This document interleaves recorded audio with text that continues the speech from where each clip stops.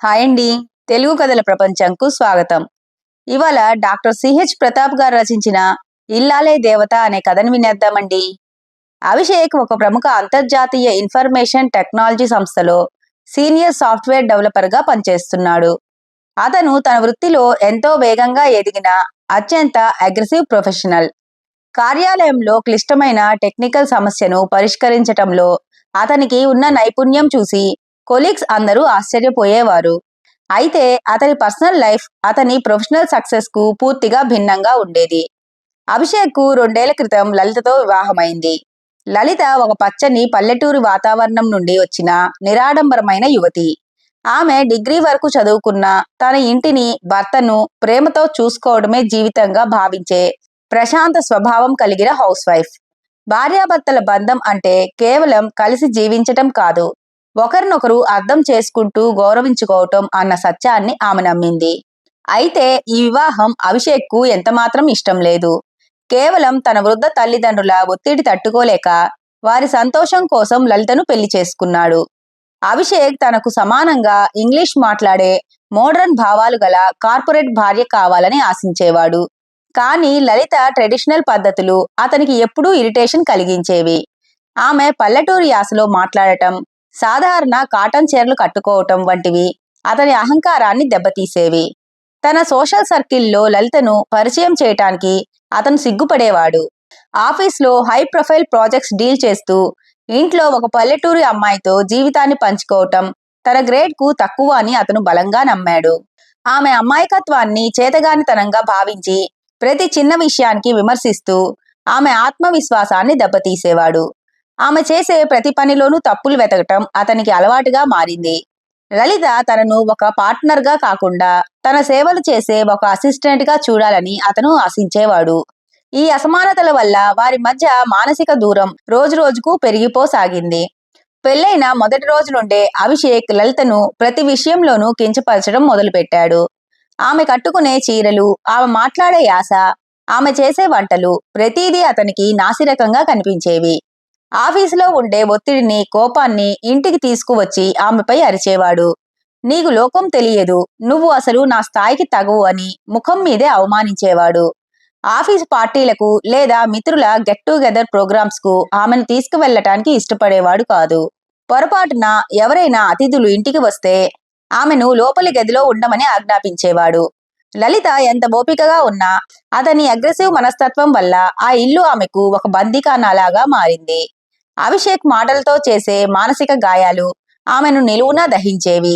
ఒకరోజు అభిషేక్ కోపంలో లలితను, నీలాంటి గొర్రెతో నా జీవితం వృధా అయిపోతోంది, నీకంటే ఆఫీసులో పనిచేసే నా జూనియర్సే ఎంతో నయం అని అతి దారుణంగా దూషించాడు. ఈ అవమానాలు కేవలం మాటలకే పరిమితం కాలేదు. ఆమె చేసే ప్రతి చిన్న పొరపాటును భూతద్దంలో చూపిస్తూ అందరి ముందు చిన్నబుచ్చేవాడు. ఒకసారి ఆమె వంటలో ఉప్పు తక్కువైందని డైనింగ్ టేబుల్ మీద ప్లేట్లు విసిరికొట్టి ఆమె సంస్కారాన్ని తక్కువ చేసి మాట్లాడాడు. అదనంగా తన ప్రొఫెషనల్ ఫ్రెండ్స్ భార్యలతో ఆమెను పోలుస్తూ ఆమె అలంకరణ పట్ల అసభ్యకరమైన కామెంట్స్ చేసేవాడు. ఆమె చదువుకున్న విద్యా సంస్థల గురించి, ఆమె పెరిగిన వాతావరణం గురించి హేళన చేస్తూ మానసిక దాడి చేసేవాడు. తన మనసు పడుతున్న వేదనను చెప్పుకోవడానికి ప్రయత్నించిన అతను నోరు మూయించి ఆమె ఉనికినే అవమానించేవాడు.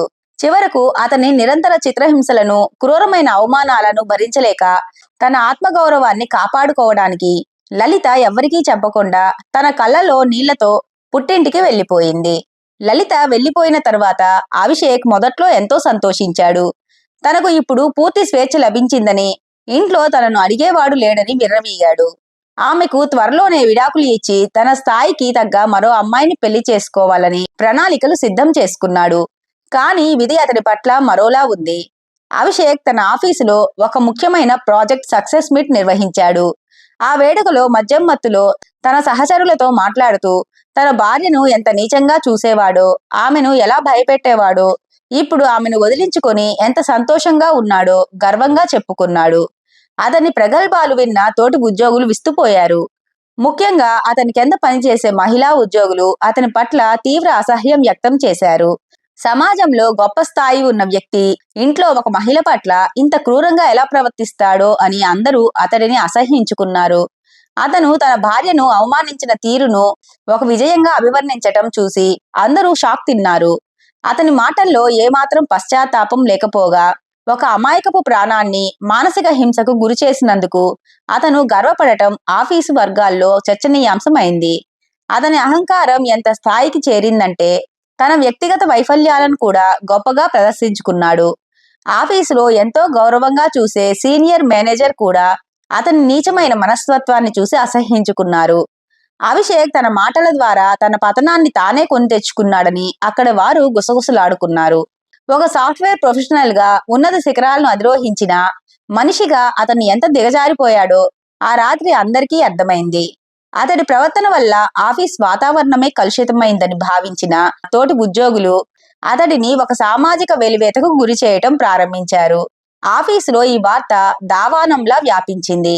అభిషేక్ ను ఒక మిస్బిహేవియర్ మరియు ఉమెన్ హేటర్ గా ముద్ర వేశారు. అతని ప్రొఫెషనలిజం వెనుక ఉన్న అసలు రంగు బయటపడటంతో అభిషేక్ ఒంటరి వాడయ్యాడు.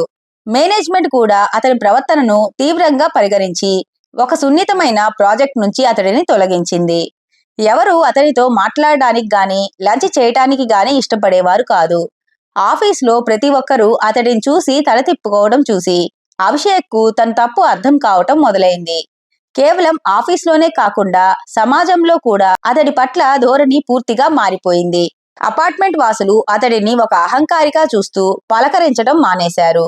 అత్యంత బాధాకరమైన విషయం ఏమిటంటే తన కోసం లలితను కోడలిగా తెచ్చుకున్న అతని తల్లిదండ్రులు కూడా అభిషేక్ ప్రవర్తన తెలుసుకొని తీవ్రంగా కలత చెందారు. మంచి మనసున్న అమ్మాయి జీవితాన్ని నాశనం చేశావు, నీలాంటి సంస్కారం లేని కొడుకు మాకు వద్దు అని తెగేసి చెప్పి అతనితో మాట్లాడటం పూర్తిగా మానేశారు. కన్నవారు కూడా తనను చీత్కరించుకోవడంతో అభిషేక్ మానసికంగా కుంగిపోయాడు. తన అహంకారం తనను అందరికీ దూరం చేసిందని, తన చుట్టూ ఉన్న ప్రపంచం అతడిని ఒక దోషిలా చూస్తోందని గ్రహించాడు.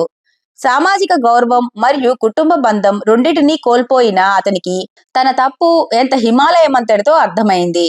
తను సాధించిన ఈ కెరీర్, హోదా, డబ్బు ఏవి తనకి మనశ్శాంతిని ఇవ్వలేదని గ్రహించాడు. ఒకప్పుడు అందరూ తన టెక్నికల్ స్కిల్స్ చూసి గౌరవించేవారని, కానీ ఇప్పుడు తన వ్యక్తిత్వం వల్ల చీత్కరించుకుంటున్నారని తెలిసినప్పుడు అతని అహంకారం ఒక్కసారిగా కుప్పకూలిపోయింది. ప్రేమలేని గృహం కేవలం 4 గోడల కట్టడం మాత్రమే అన్న మాట అతనికి గుర్తుకు వచ్చింది. సాటి మనిషిని, అందున తనను నమ్మి వచ్చిన భార్యను గౌరవించని వాడికి సమాజంలో ఎటువంటి స్థానం ఉండదని అతనికి అర్థమైంది. ఇంటికి వెళ్ళినా అక్కడ లలిత నవ్వులు లేని శూన్యం అతడిని భయపెట్టింది. నిశ్శబ్దంగా ఉన్న 4 గోడల మధ్య తన గతం అతడిని వేటాడింది. లలిత పల్లెటూరి పద్ధతులే తన ఇంటికి వెలుగునిచ్చాయని, తను చేసిన అవమానాలు ఎంతటి క్రూరమైనవో తలుచుకుని అభిషేక్ తనలో తాను కుమిలిపోయాడు. తన కొలీగ్స్ వద్ద మర్యాద కోల్పోవడం కంటే లలిత వంటి స్వచ్ఛమైన మనసున్న వ్యక్తిని కోల్పోవటం అతి పెద్ద నష్టమని అతనికి స్పష్టమైంది. తన జీవితంలోని అసలైన సంతోషం ల్యాప్టాప్ స్క్రీన్లలోనూ లేదా విదేశీ ప్రాజెక్టులలోనూ లేదని, అది తన భార్య ప్రేమలో ఉందని అతను మొదటిసారిగా గుర్తించాడు. తాను ఒక్కడైపోయిన తరువాత లలిత చేసిన సేవలు, ఆమె చూపించిన నిస్వార్థమైన ప్రేమ ఒక్కొక్కటిగా అభిషేక్ కు గుర్తుకు వచ్చాయి. తను ఆఫీస్ నుండి అలసిపోయి వస్తే ఆమె ఎంత ఆర్తిగా పలకరించేదో, తను ఎంత అలసినా ఆమె ఎదురు సమాధానం చెప్పకుండా ఎంత బాధను దిగమింగుకుందో గుర్తు చేసుకుని అభిషేక్ కుమిలిపోయాడు. తన అహంకారం తన కళ్ళను కప్పేసిందని, మనిషికి కావాల్సింది హృదయం తప్ప కేవలం హోదా కాదని అతను అర్థం చేసుకున్నాడు. భార్యాభర్తల అనుబంధం ఒకరి లోపాలను మరొకరు సరిదిద్దుకుంటూ సాగే నిరంతర ప్రయాణం అని గ్రహించాడు. తన తప్పును సరిదిద్దుకోవాలని నిర్ణయించుకున్న అభిషేక్ నేరుగా లలిత ఉన్న గ్రామానికి వెళ్ళాడు. అక్కడ లలిత కళ్ళలో తన కోసం ఇంకా ఉన్న ప్రేమని చూసి అతని అహంకారం నీరైపోయింది. ఆమె కాళ్ళ దగ్గర కూర్చొని కన్నీళ్లతో క్షమాపణ కోరాడు. ఒకప్పుడు తన హేళన చేసిన ఆమె పల్లెటూరి ఇల్లు ఇప్పుడు అతనికి ప్రశాంతతను ఇచ్చే దేవాలయంలా కనిపించింది. ఆమె రూపంలోని స్వచ్ఛత, తన రాక కోసం ఆమె కళ్ళల్లో మెరిసిన ఆశ అతడి హృదయాన్ని ద్రవింపజేశాయి. తాను చేసిన ప్రతి గాయానికి ప్రాయశ్చిత్తం చేసుకోవాలని, ఆమెను మళ్లీ గౌరవప్రదంగా ఇంటికి తీసుకెళ్లాలని నిర్ణయించుకున్నాడు. లలిత తండ్రి ముందు తల వంచుకొని తన ప్రవర్తనకు సిగ్గుపడుతున్నానని ఒప్పుకున్నాడు. కేవలం భార్యగానే కాకుండా ఒక మనిషిగా ఆమెకు ఇవ్వాల్సిన కనీస మర్యాదను విస్మరించినందుకు తనను తాను నిందించుకున్నాడు. ఆమె లేని తన జీవితం అర్ధరహితమని, తన సంతోషం ఆమె చిరునవ్వులోనే ఉందని గ్రహించి ఆమెను తన జీవితంలోకి మళ్ళీ ఆహ్వానించాడు.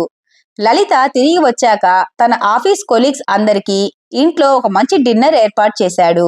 ఆ సందర్భంలో తన సహచరులతో తన మనసులోని భావాలను ఎంతో హృద్యంగా పంచుకున్నాడు. వృత్తిలో మనం సాధించే విజయాలు మనకు కేవలం డబ్బు ఇస్తాయి. కానీ ఇంట్లో మనం మన భార్యకు ఇచ్చే గౌరవమే మన అసలైన వ్యక్తిత్వాన్ని నిర్ణయిస్తుంది. లలిత చదువు నాకంటే తక్కువ కావచ్చు, కానీ ఆమె సంస్కారం నా అహంకారం కంటే ఎంతో గొప్పది. భార్యను అవమానించేవాడు ఎప్పటికీ గొప్ప ప్రొఫెషనల్ కాలేడు. మనిషికి వినయం, ఎదుటివారిని గౌరవించే గుణం లేకపోతే ఆ జీవితం శూన్యం. భార్యాభర్తల సంబంధం ఒక పవిత్రమైన యజ్ఞం లాంటిది. దాన్ని పరస్పర విశ్వాసం మరియు గౌరవంతో కాపాడుకోవాలి. ఇకపై నా జీవితంలో నా భార్య గౌరవమే నా మొదటి ప్రాధాన్యత. మన ప్రొఫెషనల్ హోదా మన ఇంటి గడప వరకే. లోపల మనం కేవలం ఒకరికొకరం తోడుగా ఉండే మనుషులం మాత్రమేనని నేను ఆలస్యంగానైనా తెలుసుకున్నాను. ఆ మాటలు విన్న అందరూ ఎంతో సంతోషంగా చప్పట్లు కొట్టి భార్యాభర్తల నోట్లో బలవంతంగా స్వీట్స్ కుక్కారు. ఇంతటితో కథ కంచికి మనం ఇంటికి. ఈ కథ కనుక మీకు నచ్చినట్లయితే లైక్ చేసి, షేర్ చేసి, కామెంట్ చేసి మన ఛానల్కి సపోర్ట్ చేసేయండి ఫ్రెండ్స్. ఇక ఉంటానండి. By by.